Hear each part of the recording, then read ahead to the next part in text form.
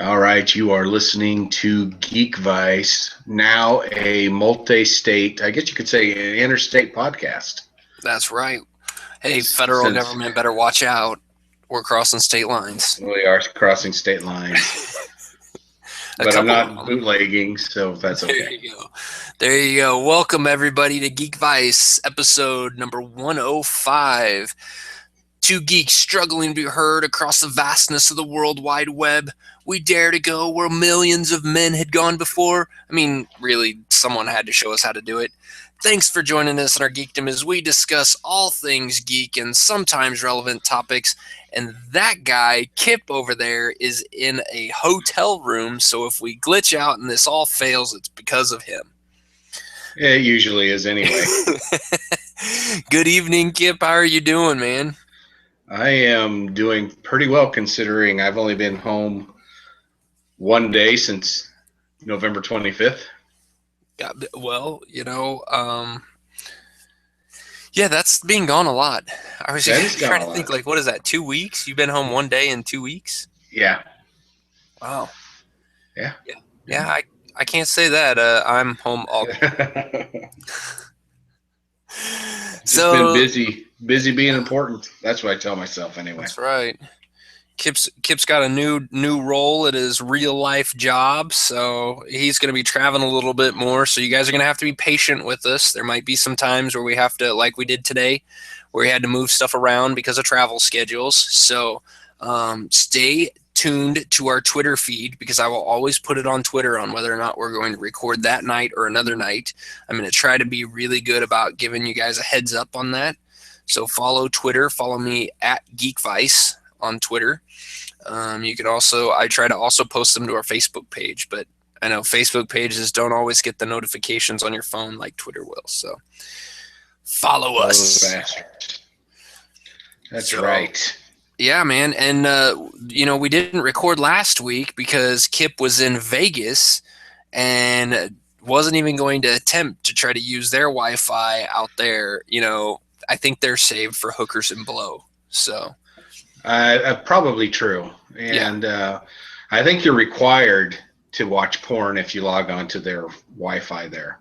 Yeah, it's So probably just immediately comes up like advertisements for the prostitutes, like walking down the strip and having the little like guys handing you cards. heck yeah.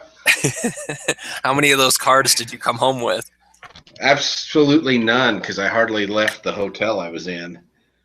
Well, that happens. Yeah, it happens. I became a recluse in the Venetian, so it's not all bad. Of all the places you could be a recluse at, I'm pretty sure that one's okay. Yeah, well, I say that, but then when the weekend got here, my wife had flown in, so I extended my stay past the conference I was at. Yeah. And so we decided, we can't just hang out in the Venetian or the Palazzo. We need to actually expand our reach. So we didn't want to pay cab prices, and we didn't want to ride the bus. What a pain in the ass. We did that once, Yeah. and it sucked. It sucked hard. So we decided to use Uber. How'd that work out for you? Well, you made it back. So my first fear of using Uber, you didn't get captured by a serial killer. I did not. As much as I tried, I didn't. But that's okay. It's actually pretty cool. You sign up through the website, you put in your credit card, you download the app, you log in, and then if you need a ride, you just open up the app, say where you are, where you want to go, hit request, and then somebody will send you a message saying,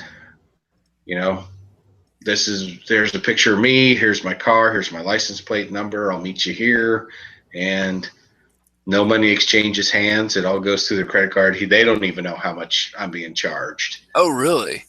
Yeah, they have no idea. So Well, they changed that up then because one of the big complaints was that at first was that people were being quoted a price and then they were getting to their destination and being charged a whole nother price. Well, that happened to a few senators, I believe. We weren't quoted any prices, and you'd get a receipt when it was all over with. But I was talking to a couple of the Uber drivers, and they were like, yeah, we have no idea. Oh, that's cool. They don't want us to know how much they make, and they don't want them to know how much we paid. So I Very guess it's cool. all good. But Yeah. we met some cool people. I got to ride in some. One guy picked me up in a really nice Dodge Charger. Cool. That was a pretty sweet car. And then a couple of the drivers picked me up in a Prius, which is roomier than you would think. I was gonna say, did you fit in the Prius? I did. For people who don't know, I have a very long upper body. So a lot of cars I sit in and my head hits the ceiling. Yeah. But Prius, no problem whatsoever. And they were hybrids, so they start off with electric power. Right. Pretty sweet. So it's like car shopping without having to deal with salesmen. You could ride in all these different cars. It was pretty cool. The downside, a lot of the hotels in Vegas do not like the Uber drivers. They don't like Uber, sure. so they make them. They don't want them to pick you up at the front door. So they had like the second sub level of the parking garages where you're supposed to meet these people. Oh. And a lot of them couldn't find us because the GPS doesn't work underground, and Yep. so there was a lot of crossed wires and stuff like that. And we a few times just called the driver and said, "Just meet us at the front door. I don't care. We'll tell them that we requested you to do that, so you don't get into trouble." And that worked. Yeah. Pretty nice. And the other bad thing is Uber drivers are not allowed to go to the airport there. Oh, really? They'll get $100 fine if they take if they do a trip to the airport. But the other company, Lyft, LYFT, which is the same concept, they actually worked out a deal with the airport. So we used Uber until it was time to go to the airport. And this lady that we used as an Uber driver once was both Uber and Lyft, and she said, "Yeah, Lyft can go to the airport." So she cool. sent me this code, and I got like $10 off my next fare. So we used it to go to the airport, and it ended up being pretty cheap. And so I highly recommend using Uber and Lyft if you're out and about, like on vacation or whatever. Yeah, that would be. I actually liked it a lot. I was a little nervous, but every driver was pretty. You're in Vegas. You figure anything can happen. But Yeah. all the drivers were really cool. And like a prostitute, like what, a stripper shows up in a car to pick you up. I mean, there's. yeah, I wouldn't have had any problem with that. You're in Vegas. Anything can happen. I would have had zero problem with that. But that's how I roll. Yeah. Yeah, I could see your wife not liking that so much, though. No, I think she would have hated that. But the look on her face would have been priceless when your driver showed up wearing nothing but pasties. Yeah, she wouldn't have gotten the car. It would have been brilliant to watch. But saying all that, okay, I was there for 4 days before she showed up, and one time after classes, I was walking back to my room, and I was following these two women who were dressed provocatively, we'll just say. And I'm like, wow, I can't believe women are dressed like this. And then I realized that every guy that looked like he had money, they were propositioning him. It's like, holy cow, I'm watching prostitutes at work. This is pretty cool. So I told my wife that. And then so when she got into town, every female that she saw that was dressed a little bit scantily, she'd go, "Is that a prostitute?" It's like, how the hell am I supposed to know these things? You became an expert in your short time there, Yeah, I saw two, so all of a sudden I know every one of them in Vegas. Well, I don't understand why not. Yeah, exactly. But we saw a little bit of everything. A lot of it we did not want to see. Yeah. Like we went downtown to Fremont Street. Fremont Street is basically turned into a free-for-all. It used to be like old Vegas. Yeah. My parents used to work at a couple of the casinos down there when I was a kid. It was still mob run. It was still just old Rat Pack Vegas. Now it's a free for all, I guess is the best way to put it. Yeah. Basically, there's people down there who are just dressed in certain ways that you would want to have your picture taken with them, and they just charge you for it. That's how they make a living. And some of it is kind of cool. Like a guy was dressed as Chewbacca. There was another guy who was dressed as like a living statue, you know, where they're painted gold. Yeah. Okay, those were fine. Right. It's the guy with the giant beer belly wearing nothing but like what Borat wore. Right. Wanting to get his picture taken with you. Yeah, it's like, I'm not getting my picture taken with you, dude. I'm sorry. And then Yeah. there was this lady down there that was completely topless. I would have paid her money to put a shirt on. So, yeah, it's just one of those things. It's like free fall is the best way I can put it. It's just they went, what would make people want to have their picture taken with me so I can charge them $5 or whatever it is, and that's what they came up with. Yeah. It was bizarre. And then when we were waiting on the Lyft driver to go to the airport, this car pulls in, I don't know, 20, 30 parking stalls away from where we were standing. This lady gets out, and out of my corner of my eye, it's like, I swore I just saw her pull her skirt up. So I look. That time she was pulling her panties down, and she took a squat and just pissed all over the parking garage floor. Like, well, now we've seen about everything. That's Vegas's way of saying goodbye. Yeah, no kidding. Jeez. Yeah, it was hilarious. Holly, of course, didn't think it was as funny as I did. But, yeah, so my trip to Vegas was sat in classrooms, learned a lot, partied way too hard after classes, met a lot of cool people, saw some prostitutes who were not the cool people I met. Saw a lady take a pee in the parking garage. Yeah, it was something else. Yeah, no kidding. What happens in Vegas stays in Vegas is not completely true because some of the mental scars will not go away, and I'm still fighting the head cold I picked up there. But other than that, it was a great trip. I'm tired as hell. Just can't wait till my trip here in Omaha is done so I can go home and sleep in my own bed. Yeah, I can understand that. Yeah. And that cold that you picked up, that is what you call con crud. Yes. You know, now granted, you did not go to a comic book convention to get this or a gaming convention or anything like that. You went to a work convention, but it doesn't matter. When you get that many people into a small space for that long, you're gonna get something. You are, and especially when you put yourself through what you put yourself through in Vegas, which is, for an example, Wednesday night. We went to I got a text message from one of the guys that I was there with. He's like, meet at the Berman Room exactly at 4:00.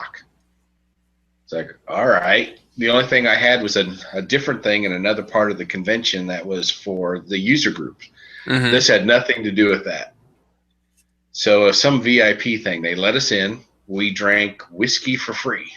Holy cow. Which is an awesome idea unless you haven't eaten, which I had not. And I drank the first whiskey she brought me. Yeah, it was a normal pour. Yeah. Perfect. The 3 after that was doubles, I think. Yeah, I didn't care. After the 4th one, I didn't care anymore. So then we finally left there and went to the users group meeting that I was supposed to go to in the first, well, not meeting, happy hour. Right. And of course, the alcohol was free there as well. Of course. So I drank a few beers on top of the 4 whiskeys. And they were serving food, and it was little sliders. Yeah. So I had one.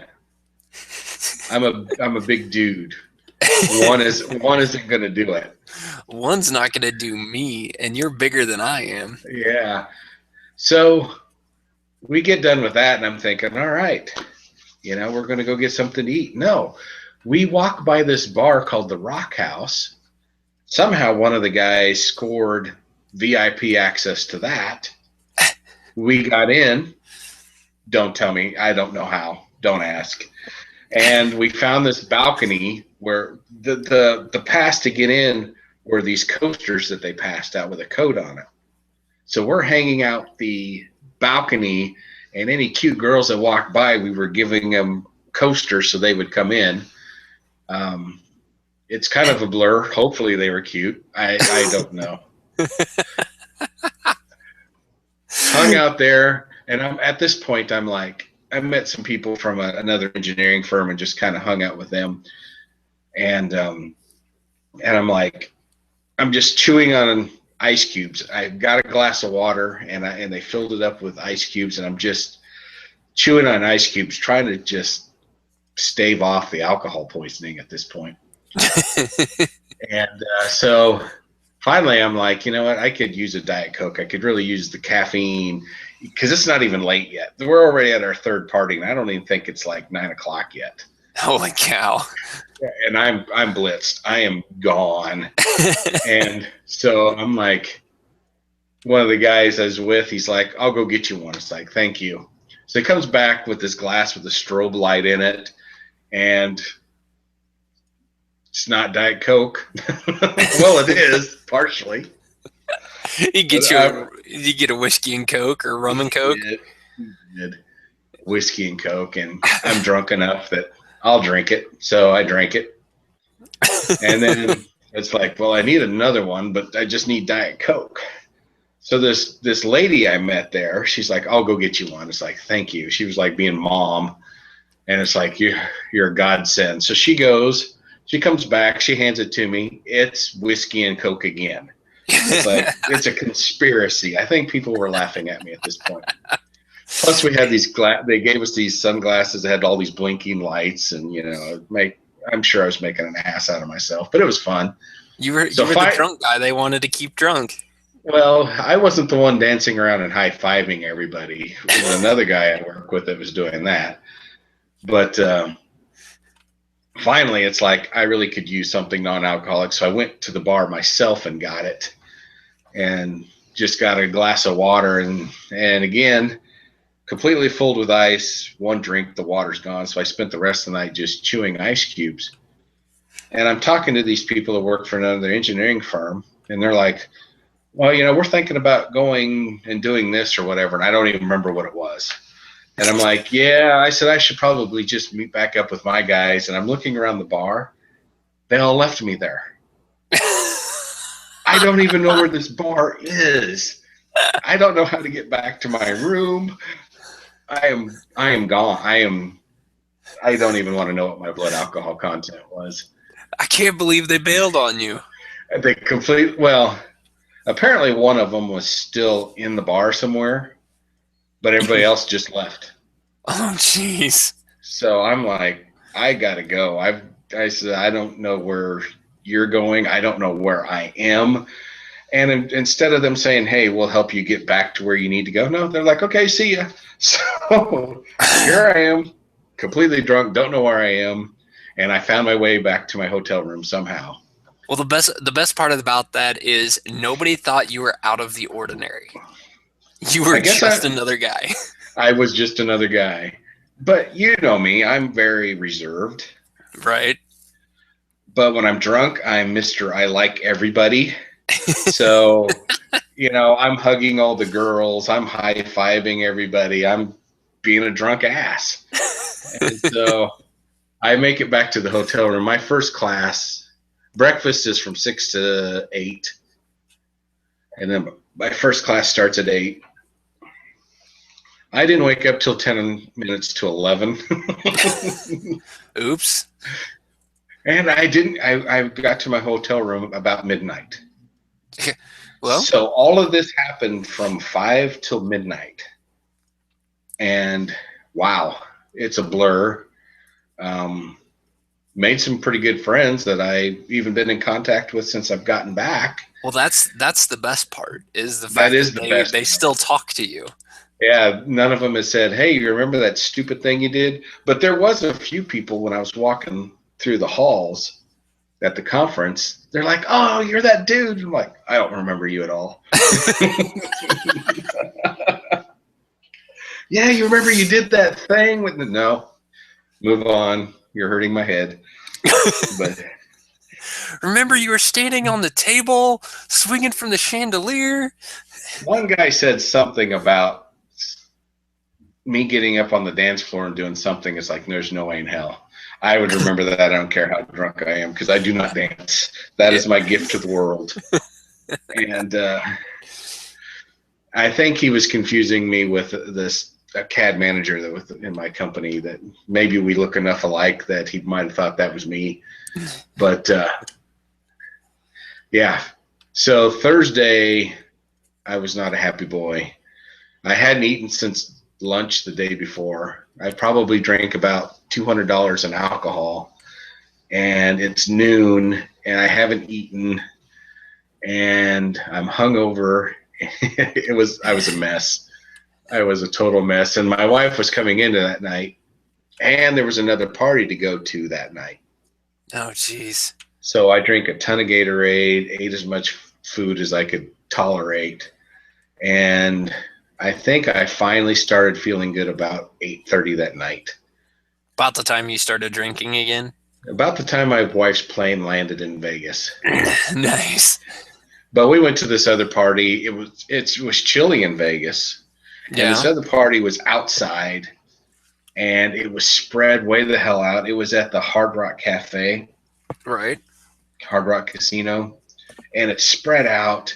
It's outside. I found these people that I'd partied with the night before, and I got separated from my group, so I hung out with them. And finally, they sent me a text message saying, we're kind of bored. We're going to go back to the hotel. And it's like, okay, I will join you at the buses. I couldn't find the buses. I ended up in I'm sober. I'm completely sober. I hadn't had any alcohol. And I come out in this dark alley. I'm lucky I didn't get jumped. And I end up having to walk down this ramp and through this gate where the buses drove through to drop us off at this place. And I finally found my way to where you're supposed to wait for the buses. And they're like, dude, where were you at? And it's like, see that black tarp way the hell over there? And they go like, yeah. I said, that's where I came out. And they're like, how did you do that? It's like, I don't know. I don't know where I am. I'm sober and I don't know where I am. Maybe that's the problem. You should have been drinking. If you were drunk, you would have made it there without any problems. Well, see, when I was drunk and at that bar that I had no idea where it is, I made it back to my hotel, no problem. Yeah. I walked right to it and didn't know where I was. You just went off of instinct. You weren't thinking. And then when I was sober, I couldn't find shit. Yep.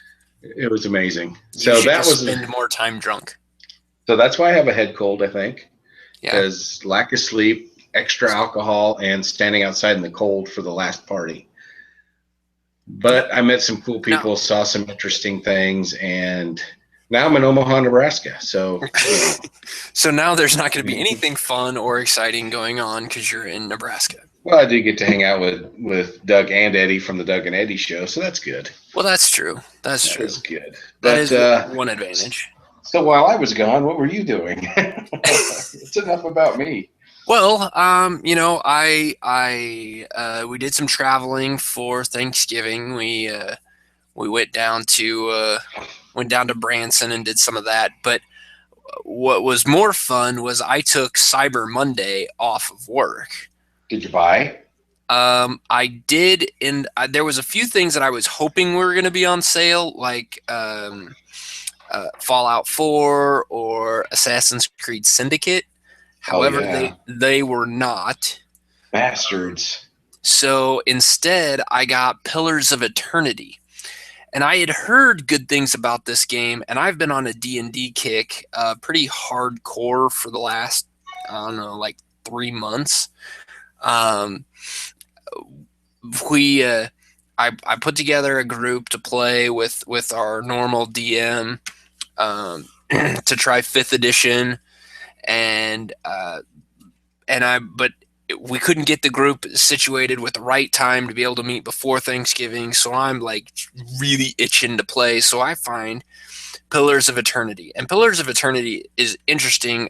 One, if you've played Baldur's Gate or Icewind Dale from back in the day, those were computer games based off of the D&D rules.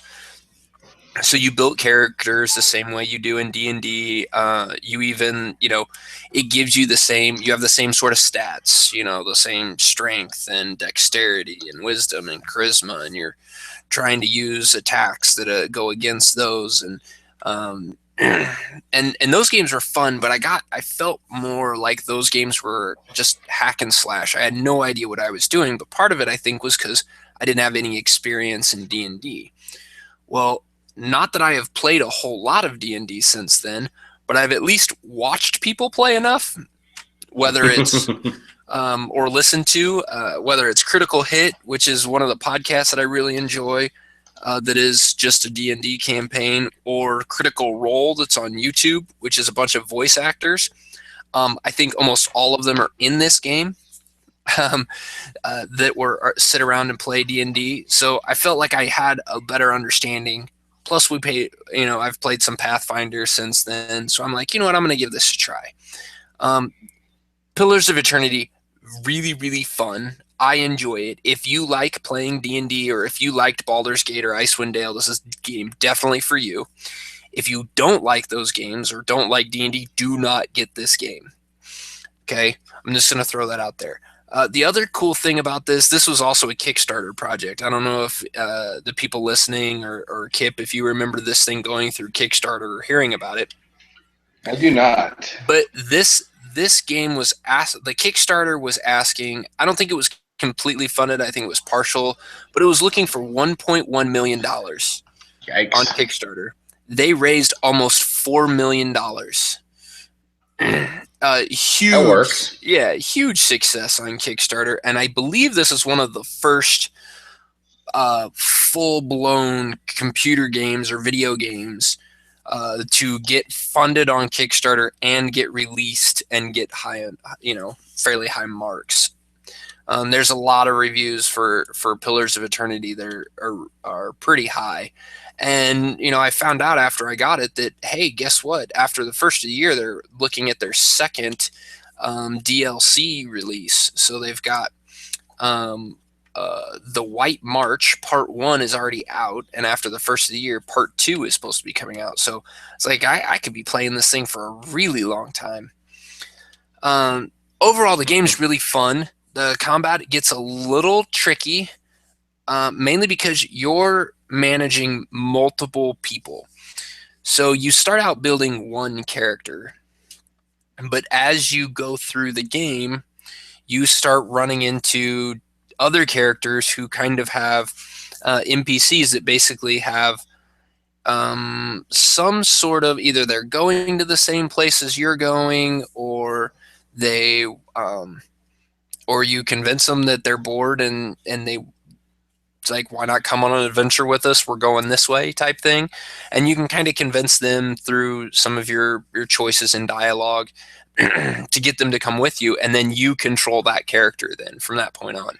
Nice. So I've got a party right now of 5 people, but the problem is I have one fighter. I'm a dwarf monk in there. I decided I wanted to make a dwarf monk that I could play in this video game, which I think I might go back and change, because that's I'm not sure how to. I've never played a dwarf monk before. I'm going to play one in the future, but so I'm kind of not real sure on what I'm doing, which is not helping. But I don't have enough meat shields. A lot of my guys have. I already died once fighting the just one of the first bosses that I've come to. So I don't know if I've got to just try to do some more searching and leveling up a little bit more before I go in to fight this guy, or what. But we'll just have to see.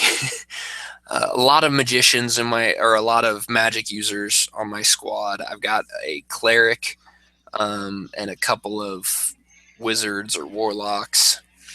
and then my one fighter and my dwarf monk.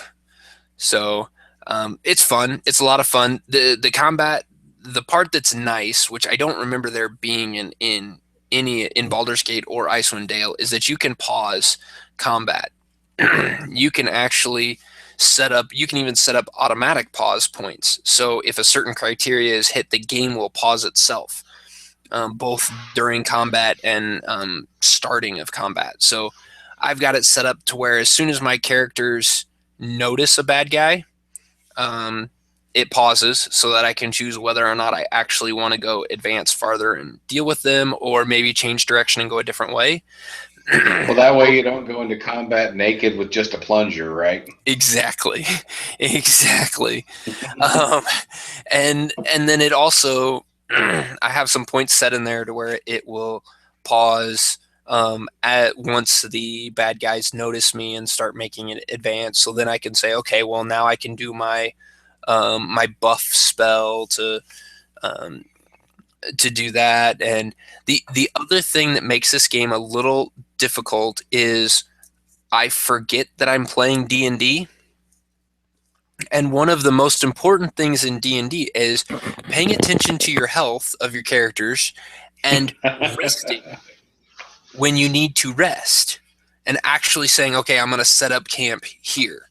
That's the only way right now. I'm early on in the game. It's the only way right now that you can bring your health all the way back up. I don't have any health potions. I don't have somebody who's got a heal spell yet. So I lost a couple of guys where I had to start over because I'm like, oh shit, I didn't rest at all. So their He's sleep health, deprived and yeah. died. So these guys' health just dwindled down to nothing, and it's like, yeah, that was stupid of me. So a couple of restarts in there. It auto saves a lot, so that's kind of nice. And from the reviews that I've read, it's not uncommon for that to happen. That this game is actually fairly difficult, even on the easy setting, which is what I'm playing on. So it's got that going for it, but it's a lot of fun. I recommend it for anyone who has a fond remembrance of Baldur's Gate or Icewind Dale. This sounds like a blast. It sounds like something I should get into. You should give it a try. It's kind of fun. It kind of fills that niche for wanting to play D&D, and I will also say that it's a game where you start playing, and then the next thing you know, it's been 3 hours, and you really need to go to bed. That So sounds like being in Vegas. yeah, I didn't load Steam to tell me exactly how long I have logged in this because I purchased this through Steam. But I want to say that I'm approaching 6 hours, and I think I've only played it twice. That's a sign of a good video game right there. Yeah, exactly, exactly. And you don't even realize the time's going by. So I'm loving that completely. And the other thing that happened actually just a couple of days ago was I created my first official 5th edition D&D character to start a campaign. We are playing in the Tyranny of Dragons story, which is a pre um, what is it, a pre-gen story. So it's an already generated. It's straight out of a book. And this is the first time our DM has DM'd a 5th edition game. So he said we're gonna start off the game just playing straight by the rules. And then as we go on, we might tweak some of the rules and might tweak some of the story to fit what we want to do once he gets a better handle of 5th edition. We have an interesting group of characters, both players and actual D&D characters. I'm playing a dwarf monk, Darok Iron Fist. And yes, I went with Iron Fist from the comic book. So, but I thought it fit. I thought it fit a dwarf's name, and for a monk, Iron Fist was a Shaolin kung fu master. So I thought that was fitting. I liked it. Nobody else seemed to appreciate the name as much as I did. So I I guess I could take that for what it is. Yeah. We also have Julie, our DM's wife, is playing, and she's playing a halfling warlock. So that's going to be kind of fun because her and I are going to be the short people. Then my friend Shannon is playing a half elf ranger, but he has kind of set up his character in D&D 5th edition. You set up a lot of backgrounds, and then they're basically you set up you pick a background out of a list.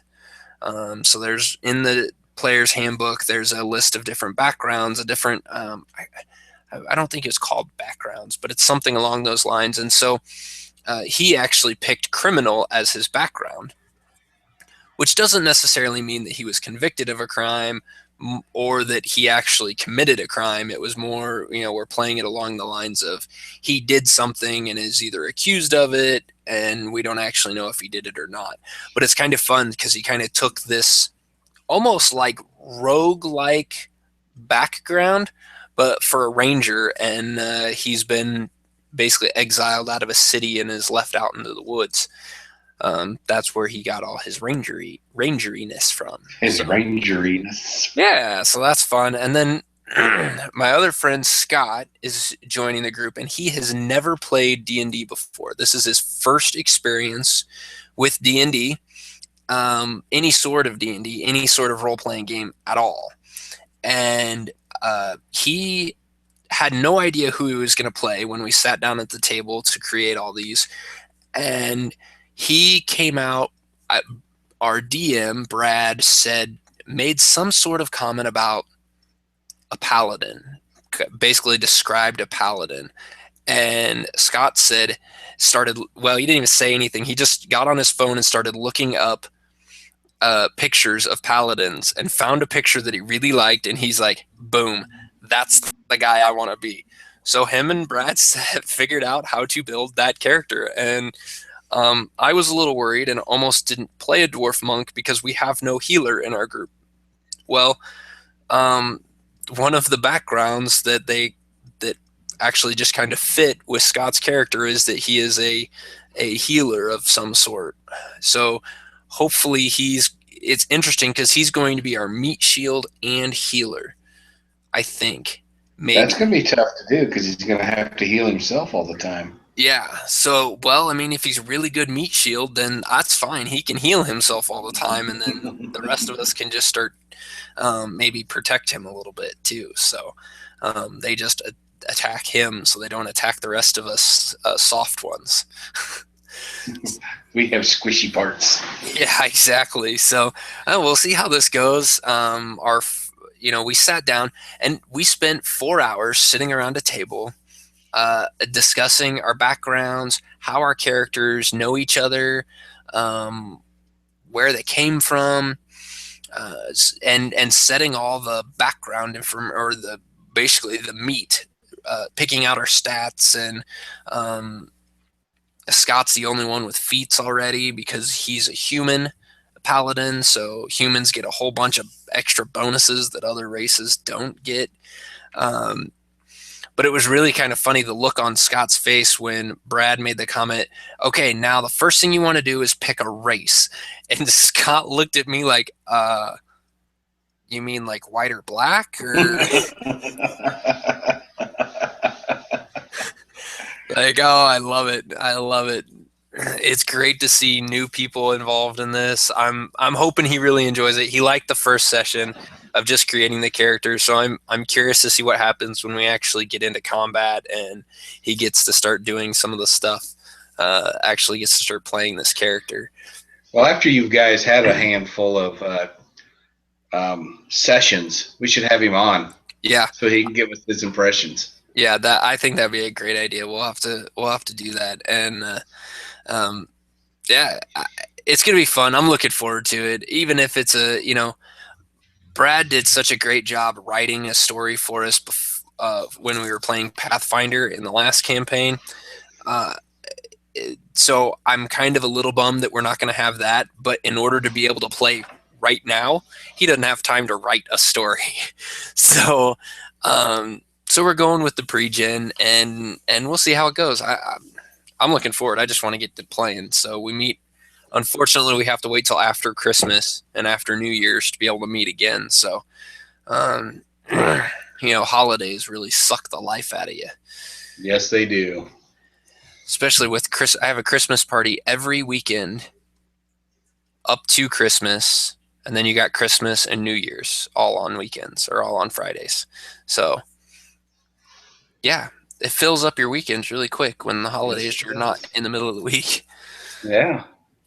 So, Well, I'm um, pretty jealous of you getting to play fifth ed, and hopefully, as this new position settles itself out, I can maybe just jump in. yeah, we Yeah. we might have one more person playing. Brad's daughter, who's in college right now, was a little bummed that she was not playing with us. So, Brad was going to see if it would work out with her schedule. We don't know, but if she doesn't, we'll definitely have a spot there. So, um, Sweet. you'll have to figure out. I don't know. You have to figure out who you're going to be. I don't know if you're going to want to be a fighter again. Maybe you want to do something different. Maybe you want to be our healer. Maybe you want to be a cleric. I don't think I'm a good cleric. Okay, so Morph and I played Pathfinder together, and I built a character that was a rogue. He was supposed to be sneaky, a little bit of thievery, Yeah. and by the time we finished, I would say probably our second or third session, it came completely clear that this guy's going to end up just being a fighter Yep. because we had a meat shield orc that would just blindly run into battle, and everybody else in my group was like, "Oh no, what are we going to do for Thunk?" It's like, "All right, I'll go help him," and it just ended up being that. So it's Yeah. funny how you start off with a character and you think this character is going to be this, Yep. and by the time it's over with, it's this character instead. So yeah, I'm going to see how you do with your shorty. Yeah. I'm curious. I mean, I've read a lot of the stuff on monks. I've read through like several of the level ups. Like what's going to happen. At future levels and what I'm going to get and things like that. And I think I can use them to play to my advantage. I think I can. There's one of them that I learn at, I think it's third level. I learned deflect missiles. Nice. So I'm really looking forward to that because um, I think I can be a helpful character as well as an attacking type character where I can, you know, take a reaction to maybe protect some of the other, maybe protect our warlock or protect the ranger at a distance. And then it's also really funny. We started out at level 1. We built our characters at level 1, as you do. And I was the slowest character of the group with a base speed of 25 feet. Well, when you have short legs. Yeah. Yeah. Well, what's funny is we talked about like, okay, because of the way the pre-gen is set up and it's fairly difficult for first level players, he's like, we're going to go ahead and we're not going to run an encounter, but we're going to say you in your path to meet up as a group or to head to this area, you run across these things and you're going to get enough experience to level up to level 2. So now we're all level 2 and the other characters are still at their normal 30 feet starting spot. I'm at 35 now. What because the hell? because I'm a monk and I move really fast. You're so light on your feet. It's amazing. It's great. Oh man. And then I think it's in a couple more levels. I think I get a little bit more quicker. Like I get some speed added to me so I can move a little bit farther. Uh, then I've got these powers that are allow me to basically just one of them is, what is it? It's like Swift Step or something like that, and I can double my jump distance, so I could basically jump twice as far. I'm like, man, this is gonna be awesome. I'm gonna like jump across giant like holes in the ground. Like nothing's getting in my way. I can move anywhere I want. You guys can. So yeah, it's gonna be fun. I'm looking forward to it. I'll probably end up sucking and dying in the first, like, or at least becoming unconscious in the first round. But I don't know. I guess we'll just see. Yeah, I look forward to the updates. Yeah, we'll keep you up to date. It's probably we're planning on getting together every 3 to 4 weeks. We all have real world jobs and all kinds of families. Every one of us has a kid, at least one kid. Brad has like what, 50 kids. Yeah, at least. So we all have other things on our time. So we can't meet every week like some people can, but we'll get together as much as we can, and so I'll keep you guys up to date on how that goes. Cool. How's it goes? It's we're running out of time here, so I think I'm gonna save this last topic for next week, and we'll spend some good time on that because I think it's going to require a lot more than just a few minutes. But we have both finished Jessica Jones, and would love to spend some time, quick, like 30-second, your thoughts, Kip. Loved it. My wife thought Daredevil was better. I disagree. I think this was better than Daredevil. The villain may be the best villain I've ever seen. Oh, absolutely. Absolutely. And my short impressions of this, I might actually one-up you on that, and I might actually say Jessica Jones is the best Marvel-produced TV show or movie that they've done. That's big words. Big words. I think the Jessica Jones is better than the Avengers. I think Jessica Jones, if Jessica Jones would have been the first thing they did before Iron Man, I think it would have caused this thing to skyrocket even faster than what it did with Iron Man. Well, and I'm going to have to say you might be right, because Jessica Jones is a little more real. I think a little more relatable than a billionaire who can make stuff that makes you look good.